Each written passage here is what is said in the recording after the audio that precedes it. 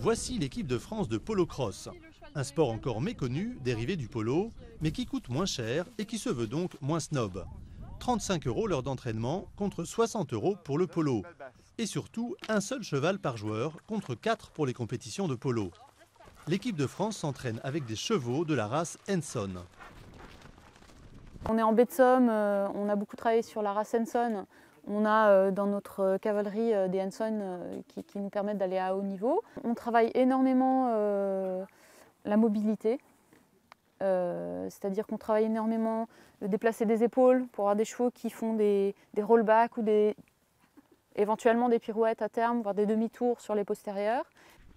Le polo cross a été inventé en 1930 en Australie, mais il n'est arrivé qu'en 2005 en France.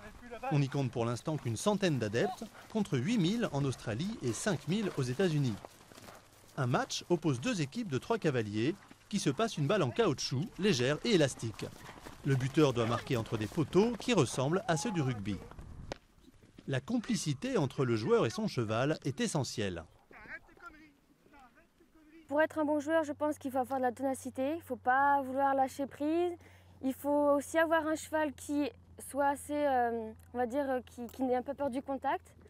Sinon, facilement, il se laisse emmener par les autres chevaux. Et puis, il faut adorer faire ça, aimer. Encore modeste mais passionnée, l'équipe de France de polo cross s'est imposée dans la division B lors de la dernière Coupe du Monde. Elle avait engagé pour l'occasion un entraîneur irlandais et un directeur australien.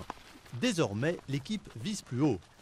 On voudrait, pour la prochaine Coupe du Monde qui va se dérouler en Afrique du Sud, on prétend faire partie du grade A.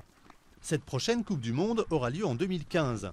La France espère d'ici là être en mesure de défier les plus grandes équipes, l'Australie, la Nouvelle-Zélande et le Zimbabwe, et pourquoi pas remporter une médaille.